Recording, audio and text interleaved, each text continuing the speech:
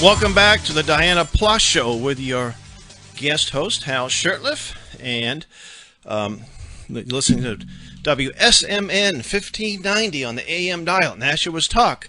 And I have a special guest. Well, all my guests are special, but Janine Turner. I'm going to read the little bio that was sent to me by one of her staffers. Janine is an Emmy and 3-time Golden Globe nominated actress, known to millions of fans for her role as Maggie O'Connell in the hit CBS Emmy award-winning television show Northern Exposure, TV series Friday Night Lights, Cliffhanger movie with Sylvester Stallone, and many more film and television credits. Acting isn't Janine's only passion or accomplishments. She is a 4-time published author.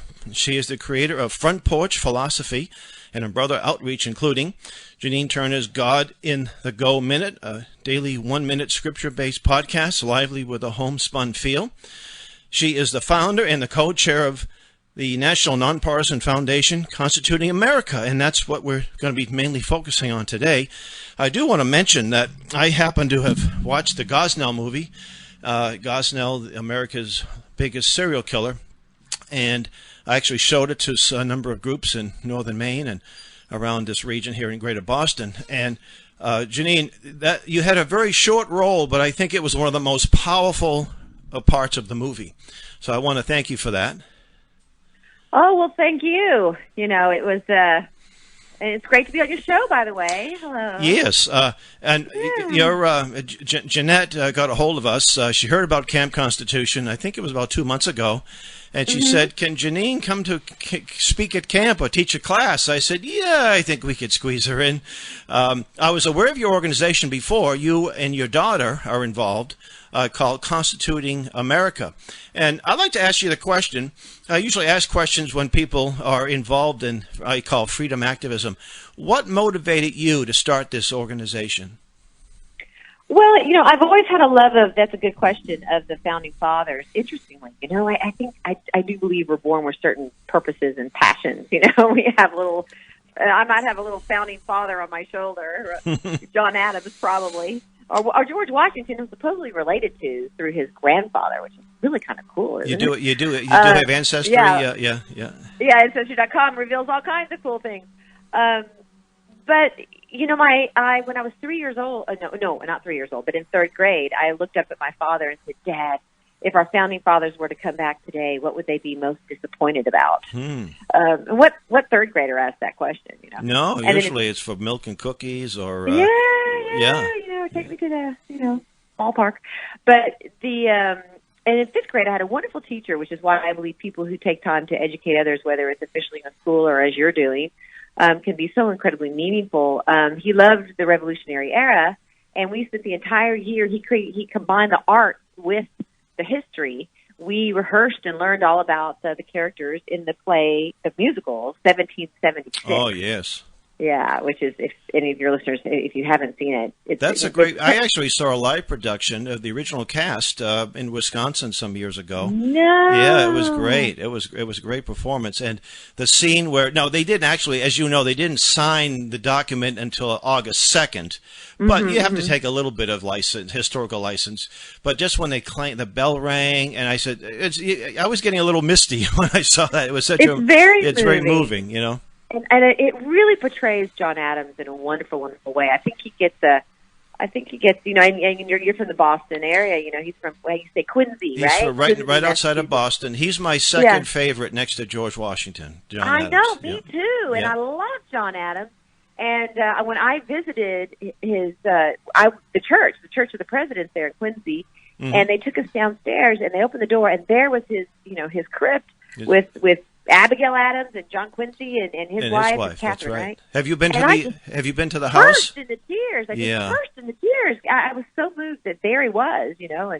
And I did visit the house. Yeah, it's really amazing. And the chair he died in is right there. What's that? Oh, he gets a bum rap. I think it was over the Alien Sedition Acts. And I think if people understood the background of that, they would have been a little less hard on him. But here's a guy that he was a motivator behind the Declaration of Independence. If there wasn't, he most certainly was. Yeah. Then he went to Holland and he borrowed money from the Dutch. That alone is and almost died doing it. That's quite a feat, getting money from the Dutch, right? And he got sick. Then he came home and wrote the Massachusetts Constitution. Was a model. The U.S. Constitution was not modeled completely by that, but similar to that. Yes, exactly. He was brilliant. I just think he was actually brilliant. We wouldn't have had the Declaration of Independence without him. And he's the one who picked George Washington to be. He suggested George Washington to be the general. I mean, and he suggested Thomas Jefferson should write it. That's right. That's right. He did so much. So, and at first, those first few years were tough years. The country was a brand new country. So, and then he also he had leniency. The Whiskey Rebellion. A lot of his staffers said they should have been tried for treason, and he pardoned them. That's the mercy. It was mercy. And he didn't jump into another war either. That's right. That's right. So, he was, I think, a great man. And that's just something that so many young people are missing. And I think that's why you started Constituting America. It is. To finish that answer of yours, sorry, so long-winded. But I love the Founding Fathers. I had appreciation for them. My father was a graduate of the United States Military Academy at West Point. Mm-hmm. And so I was raised with that sort of, love of country. And then I read the book, The 5,000-Year Leap. Oh, that's by Cleveland Skousen. I heard him speak. I really don't remember at this moment anything about it. Yeah. I was like, wow, I called my friend Kathy Gillespie, and I'm like, we need to educate the kids. Because, and the way I do it now is I really focus on why the Constitution is important in really specific ways. How to utilize the First Amendment, how to utilize the government, why the legislative branch is first, and the president's not the most important person, and all these. That's right. That's right. I say I want to empower you to understand how to utilize the government for yourself in a very productive way, and and also to point out some of the very important checks and balances that are in our Constitution. So I absolutely love it. We kind of blend our foundation. We blend the art, and we also promote these kids' actual public service announcements and their songs. And their STEM works as well. We opened it up to STEM. And we get mentors from them, but also we take their works and we hire companies to promote their work. So our students, it's their works that are on national television and their works that are on the national radio. We really enjoy what we do. And I working with the kids and adults even talking about the Constitution. I've given over like 400 speeches now. So it's like 375, whatever the number is. And you're just getting started, I hope. Yeah, right. Well, one of the things I wanted to mention, I had an 8th grade teacher, and I went to a public school in Boston, not necessarily the best choice to learn history, Mrs. Wolf. And just like your teacher, she had I couldn't tell you if she was a liberal or a conservative, but we had to memorize dates. We had to memorize parts of the Constitution, and she had a love of the country.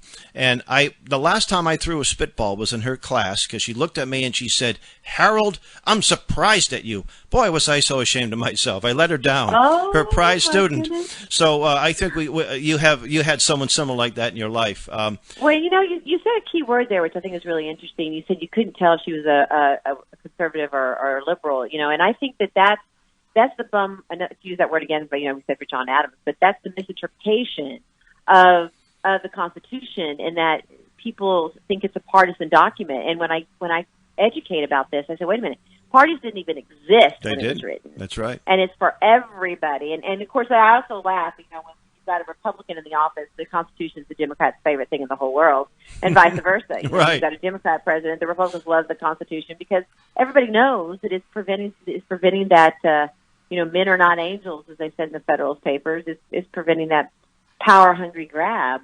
So it's a wonderful document, and I think my biggest challenge, and I give examples of this, and say, if someone says that they don't like the Constitution, which someone did to me once on the radio host, I just simply asked the host, I said, really, you don't like it? Which part?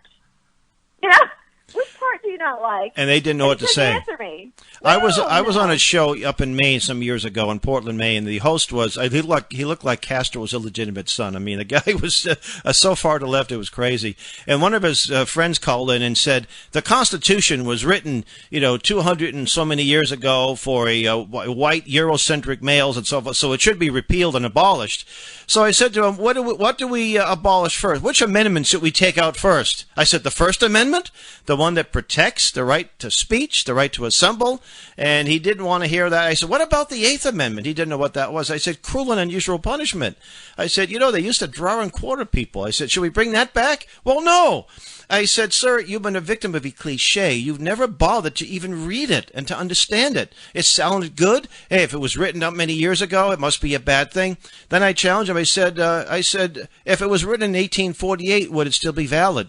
He said, no, it wouldn't be. I says, well, thank you. You just repealed the Communist Manifesto. It was also written by a Eurocentric white male. So. Yeah, there you go. Well,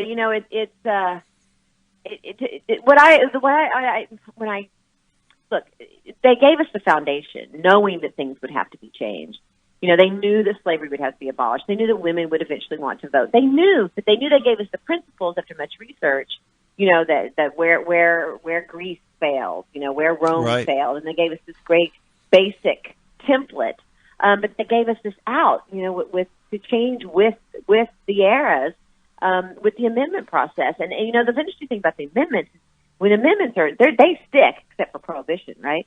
But they're not like a law that's passed that could be reversed and all this. And it's a shame that everyone has forgotten this wonderful thing called the amendment process. That's what repealed, of course, slavery and gave women the right to vote. So many amazing amendments. And so to throw it all out, that's right. We have this great opening. And nobody knows about the Convention of States, which I think is one of the most amazing things in the world, because I know there's a theory out there where people are afraid of it. However, I always quote the Patrick Henry, what are we going to do, lie supinely on our back, clutching the elusive phantom of hope, or are we going to be a people of action? What I love about the Convention of States is that if Congress won't balance the budget or won't limit their terms or won't do what we know they need to do, we can go call our own Convention of States through the state legislatures and do it ourselves. So there's that amazing tool as well. Well, the founders made the process to amend very difficult for a very good reason, because if it was easy to do, we would have amended it out of existence, because there's been literally hundreds. And as far as the Article 5 convention, I have a number of reasons why I think it may not be the soundest thing, but because we live in such an era of constitutional illiteracy, that the delegates, I would fear that very few of them would have the same values of the ones who gave us this Constitution back in 1787. Balance. You can hope, they say they will pinpoint it through the state legislature, but the problem with that is it's not binding, because, as you know, Article 5 says that states, the only job of a state legislator is, the first job would be to actually apply for one, and they may never get a chance to vote on any proposed amendments because Congress can create ratifying committees. In fact, they did that with the 21st Amendment. They knew there were some dry states that would not repeal the 18th, including Utah, especially Utah. And so what they did was they said, let's have ratifying conventions. And when they did that, it was the only time they did that for prohibition. That's right. And I think Utah was one of the states that actually passed it. So, but I think the problem is getting people to obey what's already there. And, James Madison was very clear in one of the Federalist Papers where he said that the powers are to Congress or to the federal level are few and defined. Everything else is left up to the people. But it's our job. Well, that's why they didn't think they needed a Bill of Rights. That's right. Exactly. Wait a minute. You have enumerated powers of what you can do. We're not telling you what you can't do. That's right. And the thing is, we've usurped that, as you know. When you hear a debate, either at the presidential level or even congressional level debates, very seldom is the word Constitution ever brought up. It's never mentioned. Where is it never mentioned? During a debate, when you listen to a presidential debate or debates of local members of Congress. I had an interesting experience. One of my daughters goes to Liberty University, and last June it was all day orientation. Went to a minor league baseball game there in Lynchburg that evening, and there was a lady running for office, passing out her pamphlets, running for Congress. And I asked her, I said, I'll have a little fun with her, see if she can answer any questions. And I said, where do you find the job description of a member of the House of Representatives? She looked at me like I had two heads. She couldn't answer it, so I rephrased it. I said, where would you find the duties and responsibilities of a member of the House? And she said, online? And I thought, wow. No, I usually have copies with me. Section 8. Yeah, that's it. The Constitution. Article 1, clause, Section 8, yeah. That's right. So that's where you find the duties and the job description, and she didn't know. And then Mitt Romney was was a lady that used to work for Mitt Romney. She was running for the U.S. Senate in Massachusetts, and good, well-intentioned person. And I asked her a question about the trade issue. She didn't know, but she thought she was qualified because she had worked for Mitt Romney and she ran the state lottery commission and she's a good Republican. But she didn't know the Constitution. So I'll give you another great example of when this happened, and I wrote a petition about this. With the Iranian deal, I mean, and I teach this to the kids because it's an example of the subtleties of how when we don't pay attention, we're not going to have this like Hitler movement. I don't think where we have this leader come in and persuade all of us. I think it's going to be much more subtle than that. And this is a wonderful example. I mean, according to the Federalist Papers, a treaty is any agreement with a foreign nation of any sort. That's how it's described. Any agreement, but both Republican and Democrat presidents have changed the names of these foreign agreements to executive agreements instead of treaties. And so they don't have to ratify them anymore. And so they had the Iranian agreement, this executive agreement, which is really a treaty, and they've called it another name so it didn't have to be ratified. So what they do, they passed a bill to look at it, which gave the power right back to the president. It's amazing. Which is why we don't have it that way in the first place. It was very specifically the Senate only ratifies, and if they say no, it cannot go back to the president. That's right. And these are the subtleties that people don't understand, that people go, oh, okay, executive agreement, and meanwhile they're making all these treaties all around, both Republicans and Democrats. You look at NAFTA. There's no check. NAFTA was an agreement, not a treaty. It should have been a treaty. That's a good. All these things. You remember the Paris Accords that Obama, he basically made this agreement with foreign governments without any Senate oversight, and promising to shut all of our coal mines down and then reduce our carbon footprint to fight something called climate change. Meanwhile, we're going to give billions of dollars to other countries. And when Trump rightfully said, "Hey, we're out of this thing. This is not even a treaty. This is not even agreement. It's totally unconstitutional." He didn't say it in so many words, and people are livid. Oh my goodness, Obama negotiated this. It's something it's unconstitutional. But he's not just a Democrat. It's Democrats and Republicans that do these. Oh, absolutely. Well, look at war. We haven't declared. One of the questions on a little 10-question quiz I give at homeschool shows or information tables at various venues is where does the power to declare war come from? And most people say the president. I say, well, the founders thought declaring war is an awesome thing. It's Congress. So when was the last time we declared war? And most people think Gulf I, Gulf II. I say Pearl Harbor right after World War II. But we've been in all these so-called police actions. So I take out my Constitution, show me in the index where you see police action. And, of course, they can't. But we accept that. Well, it's the resolution during the Nixon era that gave the president power. There was a War Powers Act, which actually gave. Yeah, you don't have to declare war necessarily to commit soldiers. But if it's going to be a long-term thing and there's going to be hundreds of thousands, I think you ought to have a declaration of war. I'm not in favor of war necessarily, but I want to make sure. I served in the military. I want to make sure that if I'm going to be in harm's way, I want my government. I want my back in my gut. This is a real war. Not just one person. Well, but they don't want to run away Congress either. And I think that's why I like to convince the states. And I understand. I totally get your worries about it. But I mean, look what's happening in Congress right now. There's such a divide in our country. It may get to the point that we all have to kind of pull it back ourselves because look at it. I mean, the more divided we are. I mean. The amazing thing is, here we come from all these different cultures, right? Yes. Every continent in the world has come, migrated to America, and the beautiful thing that we've been able to do is to respect each other's cultures in the past, and to believe that we're Americans, and to find some common ground. And so, on the one hand, why do we expect everybody to think the same when we all come from these amazingly different cultures? It'd be a very boring place, again, wouldn't it? We should all have civic conversations and learn to find what's best for the country. And George Washington said this in his farewell address. I know. He said that the party system would be the demise of America because people would care more about the party than about being American. And that's what we see. I know I just had an elected a gentleman that was on before you who was a two-term state rep, only 30 years of age at this time. And a lot of times they vote whatever the party leadership tells them to vote, not what's the right way to vote, but what the party says. And if you don't vote the party line, you're out of a job, you lose your committee assignment, and you don't get the backing. So they go along as much as they can, and that's not why they were sent there. And that's a real problem. I think we have so much ignorance at the congressional level. The voters, and I say that I like this quote by John Adams. I mentioned this early in the last segment. He wrote a letter to the militia officers of Massachusetts while he was in office, and he said that our Constitution was for a religious and moral people. It is wholly inadequate for the governance of any other. And I think that really is the big issue. The bigger issue is the spiritual, moral issues.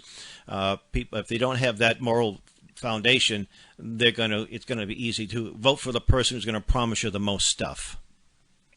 Well, we've lost, Alexis de Tocqueville's Democracy in America perspective, which is when we came together in this country, we helped each other. That's right. And now we think that we just do this sort of knee-jerk reaction that the government's supposed to do it. I just saw a wonderful Broadway show, Come From Away. Have you ever seen that? No. It's about a friend of mine's in it, and it's a wonderful musical. But it's about 9/11 and how a lot of the planes had to be diverted. Oh, yes. And how the people just rallied to take care of these 7,000 people that were stuck there for 4 days. And it's a wonderful, beautiful spiritual play, but there's a sense of community and how people help people. And we've lost that in our country. And instead of taking care of each other, we still do it. I think we're a philanthropic people, and we all have our communities of religion and whatnot. But as my mother likes to say, on the whole, I think as a country we have forgotten that the government isn't really supposed, to be the default. We're really supposed to take that under our own wing and help each other. That's good. I flew out of Logan Airport that same morning, and I landed in Detroit, and it was the same thing. The churches were full. People were all nice to each other for a few days until things passed, and okay, we're back to normal. Now, we only have a few minutes left, so tell us how can people learn about your organization and some of the things you do, too? Well, thank you. And thank you for your Constitution camps. I love that idea. And we're looking forward to having you, at least you're going to be using Skype or Google Hangout. At the very least, keep doing a few classes. We're looking forward to that. Thank you. I look forward to doing it as well. Our website is constitutingamerica.org. And we have a contest, so it's a great summer project. If people would like to enter our contest, it's, $1,000 scholarship for high school kids, $2,000 for college. They get to go on a fantastic trip to Washington, D.C., and they have mentors. But we also, as I said earlier, we take their winning works and promote them actually in the media. Our songs have had over 100 million plays. So and the public service announcements about 7 million, I think, is the statistic on television. 7,000 households. And so ConstitutingAmerica.org. The entries are due Constitution Day, which I know you know when that is. Yep. 17th to September 17th, right? Yep. And you have your daughter wrote a great book. We have about 30 seconds left. Can you give the name of the book and where people can get it? Yes, her book is Our Constitution Rocks, and it breaks down every article, section, and clause for kids. So it was published by HarperCollins. Excellent. And that's been really cool, really fun, too. Well, thank you so much for coming on, and looking forward to hearing from you at Camp Constitution. God bless you. Thank you. Look forward to seeing you. Okay, bye. You've been listening to the Dianna Ploss Show with your guest host, Hal Shurtleff, on WSMN 1590, the Talk of Nashua.